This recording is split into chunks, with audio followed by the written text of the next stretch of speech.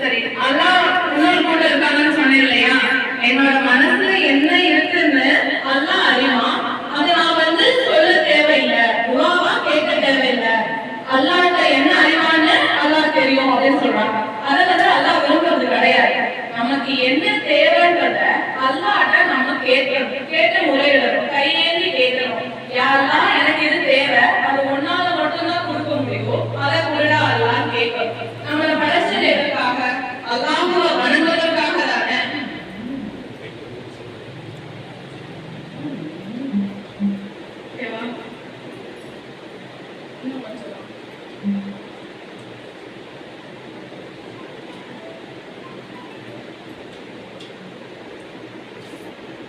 அல்லாஹ்ட்ட பொறுப்பு ஒப்படைக்கிறவங்கதான் அல்லாஹ் தஆலா அதிகமா விரும்புறான்.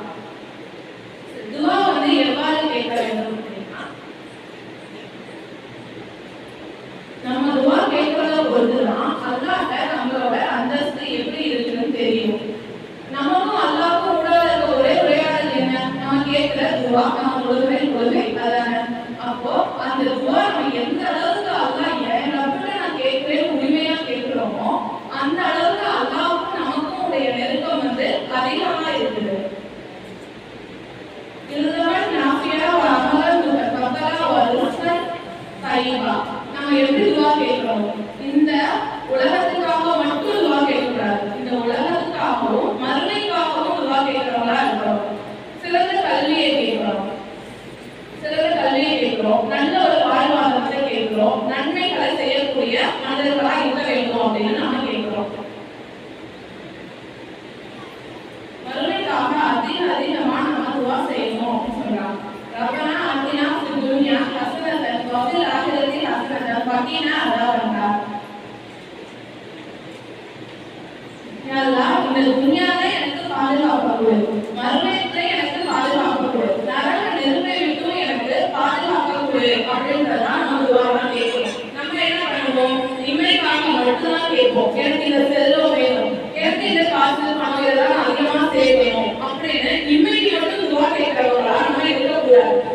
அல்லாஹ் எனக்கு மறுமையில சிறந்த வாழ்வை கொடு, சொர்க்கம் செல்வங்களா இருக்கணும் அப்படின்னு நம்ம மறுமைக்காகவும் கேட்கக்கூடியவங்களா இருக்கணும். இம்மை வாழ்வு என்னது? வெறும் சோதனை தான். நிரந்தர மறுமை வாழ்வு. அதனால மறுமை வாழ்க்கை அதிகமாகவும் இம்மை வாழ்க்கை குறைவா துஆ கேட்கிறவங்களா இருக்கணும். இம்மை வாழ்க்கையே மறுமை வாழ்க்கை கருதி வாழ்வர்களா தான் நம்ம இருக்கணும். அல்லாஹ் துஆ கேட்கும்போது இது கிடைக்குமோ கிடைக்காதோ சந்தேகங்களா கேட்கக்கூடாது. நம்பிக்கையா, பணிவா, நீ ரப்பு எனக்கு செய்வான், அல்லாஹ் தஆலா கண்டிப்பா எனக்கு இதை செய்வான்னு சொல்லி நம்ம செய்வோம். உனக்கு விருப்பம் இருந்தா கொடுடா அல்லாஹ், இல்லைன்னா எனக்கு வேணாம் அப்படின்னு சொல்லக்கூடாது. பிடிவாதமா யாருக்கா எனக்கு இது வேணும், இதுல கெட்டது இருந்தாலும் அதை வளர்த்துட்டு அதை நல்லதாக்கி கொடுடா அல்லாஹ் அப்படின்னு தான் நம்ம கேட்கணுமே தவிர இதை நீ கொடுத்தா கொடுடா அல்லாஹ் அப்படின்னு கேட்கக்கூடாது.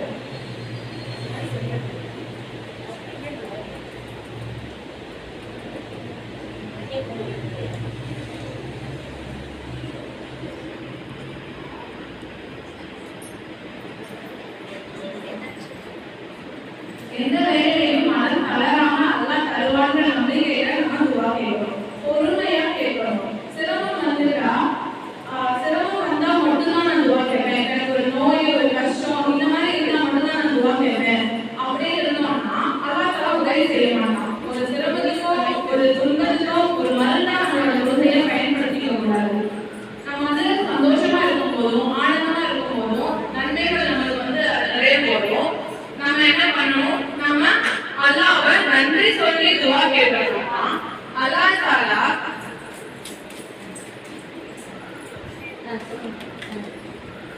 அல்லாஹ் தஆலா துன்பத்துல நமக்கு உதவி செய்வான்.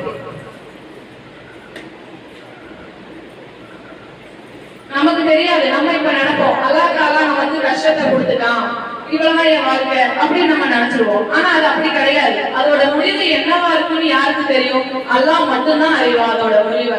அது கண்டிப்பா அது சிறப்பானதா தான் இருக்கும். நம்ம கடக்க வேண்டியது இன்றைய நாள மட்டும்தான். இன்னைக்கு எனக்கு துன்பமா, இந்த நாளை நான் எப்படி கடக்க போறேன் அப்படின்றது மட்டும்தானே தவிர இதுதான் எனக்கு நிரந்தரம், இதுதான் என் வாழ்க்கை, அல்லாஹ் எனக்கு இப்படி பண்ணிட்டானே அப்படின்னு தான் புலம்ப கூடாது.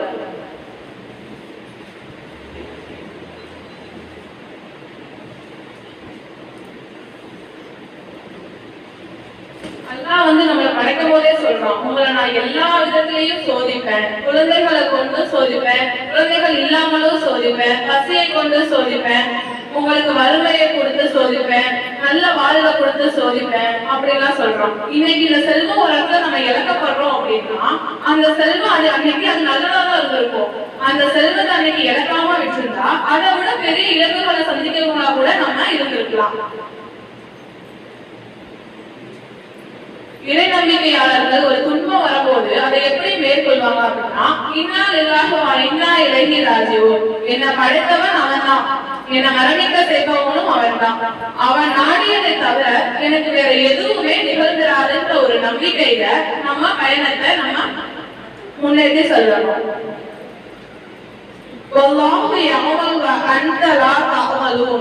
அல்லாஹ்தான் அறிவார், நீ அறிய மாட்டீர் அப்படின்ற ஹதீஸ்.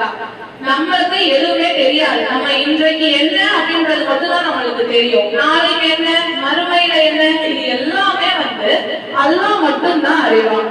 இப்போ யூசுப் நபிய அவங்க சகோதரர்கள் எல்லாமே சூழ்ச்சியால கிணற்றுல தள்ளப்பட்டாங்க. ஒரு வியாபார கூட்டம் அவங்கள அடிமையா வாங்கிட்டு போறாங்க. அந்த எஜமானோட மனைவி மூலியமா யூசுப் நபிக்கு ஒரு சோதனை ஏற்பட்டு அவங்க ஜெயில அடைக்கப்பட்டாங்க. அப்ப அவங்க கையாண்டது என்ன?